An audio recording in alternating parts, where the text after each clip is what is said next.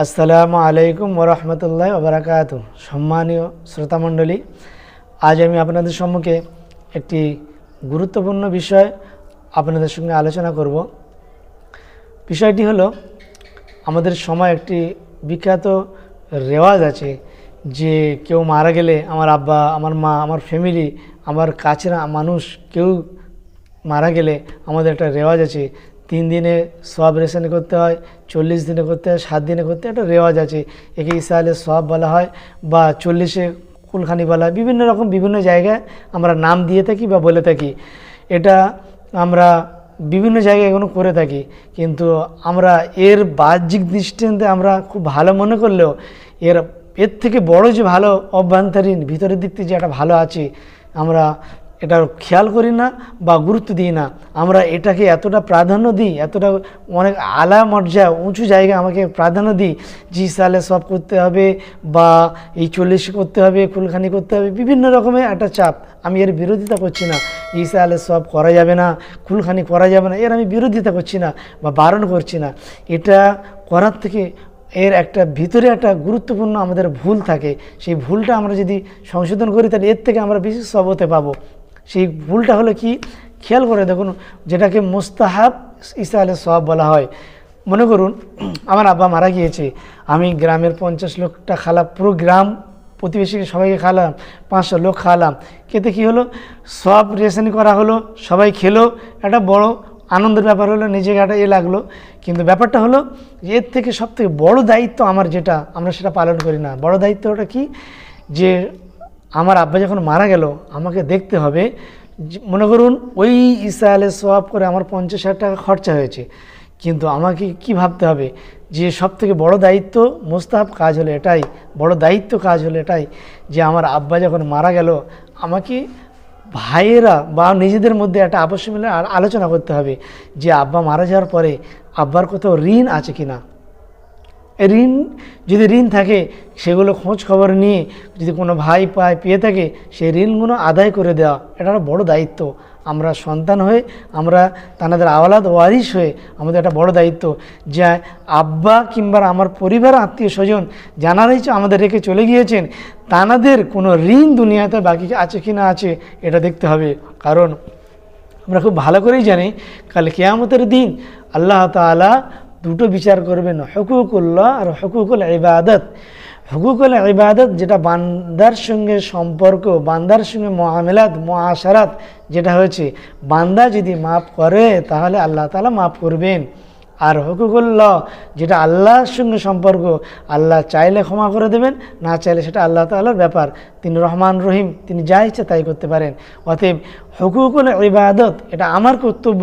আমি মানুষের সঙ্গে যে ভুল করেছি, যে ঋণ করেছি, এই করজ আমাকে আদায় করে যেতে হবে। কারণ আল্লাহ রসুল সাল্লাল্লাহু আলাইহি ওয়াসাল্লাম এই করজ আদায়ের ব্যাপারে, ঋণ আদায়ের ব্যাপারে মানে খুব শক্ত ব্যাপারে বলে দিয়েছেন সাহাবাদেরকে। এমনকি একটা হাদিসে এরকম এসছে যে এক ব্যক্তির ঋণী অবস্থা মারা যাওয়ার পরে আল্লাহ রসুল সাল্লাল্লাহু আলাইহি ওয়াসাল্লাম জানাজা পড়ার ব্যাপারে তিনি নিষেধ করেছিলেন। বলে না, এই ব্যক্তি ঋণী আছে, এই ওমর রাদিয়াল্লাহু তাআলা আনহু, যে ব্যক্তি ঋণী আছে এনাকে জানাজা পড়া যাবে না, আল্লাহ রসুল মানা করেছিলেন। তো ওই ব্যক্তির ঋণ যতক্ষণ না আদায় করানো হয়েছিল, ততক্ষণ পর্যন্ত না তার জানাজা পড়া হয়নি। আমরা সবাই জানি হাদিসটি। অতএব ঋণ থাকা অবস্থায় যদি কোনো ব্যক্তি মারা যায়, আর সেই দাবিদার ব্যক্তি যদি এরকম প্রশ্ন করে যে আমার ঋণ পরিশোধ না করা পর্যন্ত আমি এই মাইয়াতকে দাফন করতে দেব না, তাহলে সেই ওয়ারিসদের কোনো কিছু করার ক্ষমতা নেই। অতএব সবথেকে গুরুত্বপূর্ণ জিনিস হলো, আমার পরিবার, আত্মীয় স্বজন কেউ যখন মারা যাবে, আমাদের মধ্যে একটা আলোচনা করে নেওয়া গুরুত্বপূর্ণ দায়িত্ব আমাদের, যে এনার কোথাও দায়িত্ব মানে ঋণ আছে কি না, এনে ঋণ ছেড়ে গিয়েছে কি না। যদি ঋণ ছেড়ে যাওয়া যায়, তাহলে সেই ঋণটা আদায় করতে হবে, এটা আমার সবথেকে বড় দায়িত্ব। এবার আমরা বলছি যে না, ঋণ তো করে যায়নি বা ঋণ নেই কোথাও, আমরা সব জায়গায় খবর নিয়েছি, তাহলে কেন আমরা এমন করব?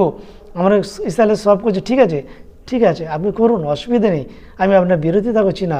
কিন্তু সেকেন্ড পয়েন্ট একটু দেখুন, যে আমরা আল্লাহ তাআলা ওমা খলাকতুল জিন্না ওয়াল ইনসা ইল্লা লিয়াবুদুন, কোরআন শরীফের মধ্যে আল্লাহ তাআলা বলেছেন, আমি জিন আর মানুষকে সৃষ্টি করেছি ইবাদত করার জন্য। আমরা প্রত্যেকেই আল্লাহ তাআলা ইবাদতের করার জন্য আল্লাহ তাআলা আমাদেরকে সৃষ্টি করেছেন। অতএব যখন আমার পরিবার, আমার কেউ বাড়ির লোক মারা গেল, সেকেন্ড পয়েন্টে আমাকে এটা দেখতে হবে যে উনি মারা যাওয়ার পরে ওনার জীবনের নামাজ কত কাজা আছে, কত রোজা কাজা আছে, সে নামাজ আর রোজা কাজা হিসাবে তাকে ফিদিয়া দেওয়া। এটা একটা ফিদিয়া মশলা বলে। ফিদিয়া কত নামাজ, কত রেখার নামাজ ছাড়লে, কত নামাজ ছাড়লে কীভাবে ফিদিয়া দিতে হবে, কত ফিদিয়া দিতে হবে, আর রোজার ব্যাপারে কত ফিদিয়া দিতে হবে, কটা রোজা কতটা ফিদিয়া, এর ব্যাপারে বিস্তারিত অন্য ভিডিওতে আমরা আলোচনা করব ফিদিয়ার ব্যাপারে। এই ব্যাপারে ভিডিও আমরা আলোচনা করছি না, ভিডিও বড় হয়ে যাওয়ার কারণে। তবে আমার দায়িত্ব যেটা সেটাই আলোচনা করছি, যে আমার ওই সম্পদ মানে আমার ওয়ারিসদের বসে আলোচনা করতে হবে যে আমার পরিবার উনি যে মারা গিয়েছে ওনার এই কাজা নামাজ, কত কাজা নামাজ হয়েছে, কত রোজা কাজা হয়েছে, একটা আনুমানিক মানে হিসেব করে নিয়ে মুফতি সাহেবদের সঙ্গে আলোচনা করে নিয়ে ফিদিয়ার ব্যাপারে জেনে নিয়ে তার ফিদিয়াকে আদায় করে দেওয়া, ওয়াক্ত হিসাবে রোজা হিসাবে আমার ফিদিয়া আদায় করে দেওয়া। এই ফিদিয়ার ব্যাপারটা ইনশাল্লাহ আগামীতে ভিডিও আপনাদের আলোচনা করব। অতএব আমরা ভিডিও দেখার পরে আমার কেউ ভুল মন্তব্য কেউ করবো না ইনশাল্লাহ, যে এই ভিডিও থেকে ঈসা আলাইহিস সওয়াব রেসানি কলমাখানি এর বিরোধী কথা বলা হচ্ছে, একদম নয়। আমরা কেউ ভুল ভাববো না, আপনারা করুন, ভালো জিনিস, অত অসুবিধা নেই। তবে তার থেকে বড় দায়িত্ব আপনি নির্জনে নিরালায় একাকী ভাববেন যে আমি যে লোকগুলো খাওয়ালাম সেটা আমার কাছে কতটা গুরুত্বপূর্ণ না, আমি আমার পরিবার মরে যাওয়ার পরে আমি ওয়ারিস হিসাবে আমি তানার কর আদায়, ঋণগুলো আদায় করা, আমার তানার নামাজ রোজার ব্যাপারে ফিদিয়া আদায় করা, এটা আমার কাছে কতটা গুরুত্বপূর্ণ। এটা যদি আমি কম্প্রোমাইজ করি তাহলে আমি বুঝতে পারবো। অতএব আমি কোনোটা বিরোধিতা করছি না, আমি এটাকে প্রাধান্য দেওয়ার জন্য বললাম। আর এটা হলো মুস্তাহাব ঈসা আলাইহিস সওয়াব বলা হয়।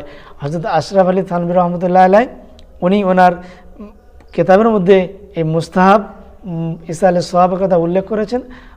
অতএব আমরা এই আগামী দিন থেকে ভিডিও দেখার পর থেকে আমরা নির্জনে নিরালা একাভাবে নিজেকে চিন্তা করার পরে আমরা এইভাবে ওটা করছি। আমি কোনো বিরোধিতা করছি না বা বলছি না, কিন্তু এটাও আমরা করার চেষ্টা করব।